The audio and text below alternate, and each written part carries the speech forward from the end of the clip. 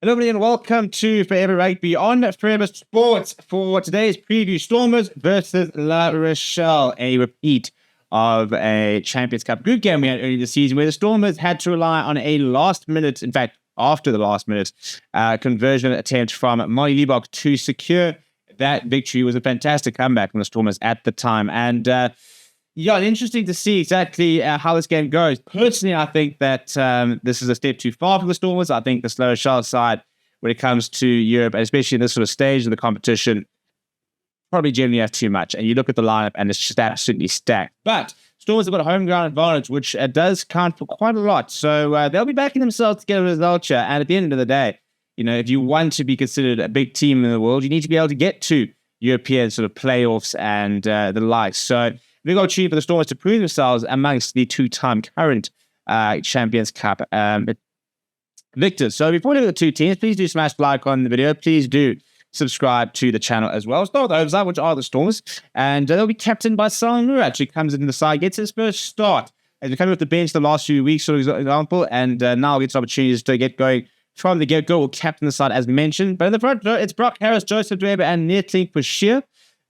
So sort of sticking with the experience of Brock Harris given the fact that there is a bit of a loose head crisis, and also continuing to keep Frans Moerat as an impact sub. Something like that will have a partner in Ruben van Heerden. Expect to see those two play a lot of rugby together. Then very interesting back row of Dion Free, Ben Jason Dixon, and Evan Lewis. I think Ben Jason Dixon being preferred for the physicality he brings, because obviously we all know that the La Rochelle have got a massive pack and bring so much physicality to the game. And I think that the physicality of Chiba Diamani, not quite the same with Ben Jason Dixon, but will bring a lot of energy later in the game itself.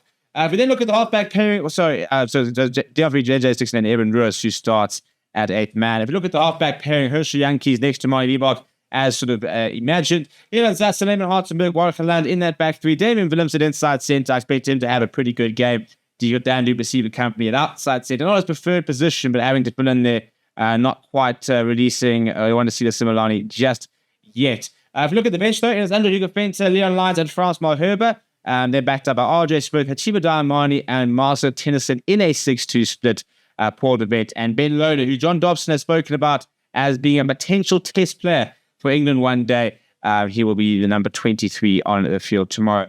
Right, let's have a look at the La Rochelle side, shall we? And it is a very good one. They will be captained by Mr. Fantastic, Gregory Aldred, in that number 8 jersey. If you look at the front row, there's Louis Penvern, Tony Latu, and Unai Antonio.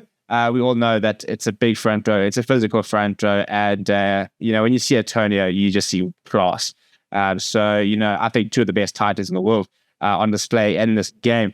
In the second row, Ilten Delay and the big Will Skelton, who'll look to try and make his physical presence felt. So very keen to sort of see some of the big physical clashes that we might encounter on Saturday. Rochelle Concurrent has got Mavani Boccia and Gregory Aldred company. Boccia was absolutely terrific in this fixture earlier this season. He was absolutely menace. He was everywhere. He was making tackles. He was making runs. He was jackling. He was just at his very, very best. And when he's at his best, the signature sort of moustache and tape around his head can be seen absolutely everywhere across that field. Currie Barlow, formerly All Black scrum half, will partner Antoine Hastaway at the halfback pairing. Dylan Nates will make his return to Cape Town. He's got Teddy Tom on the other wing, Bryce Dulan at fullback. No Raymond Roulette this weekend. In the centre, Jonathan Dante and Ilpana Sioteni will start in the midfield. Off the bench, it is Quinton Lesbias, Alexander Kaduri, and Joel Slavi. As the reserve front row, they then got the likes of Thomas Levat, Paul Budene, Young Tanga, Teddy Irvahim, and Ohio West. So plenty of X factor to come off the bench for La Rochelle as well. My predictions, I reckon I've got La Rochelle by about 5 or 6. I think that if the Stormers start well, then I think they've got a chance. But I think the Stormers are playing at a level that's not at their best in the recent weeks. And I think if they don't really step up, I think that La Rochelle should get through here. But ideally, I'd love to see a Stormers win and a home quarterfinal for them, because I'll actually be in Cape Town, so I could actually go watch it.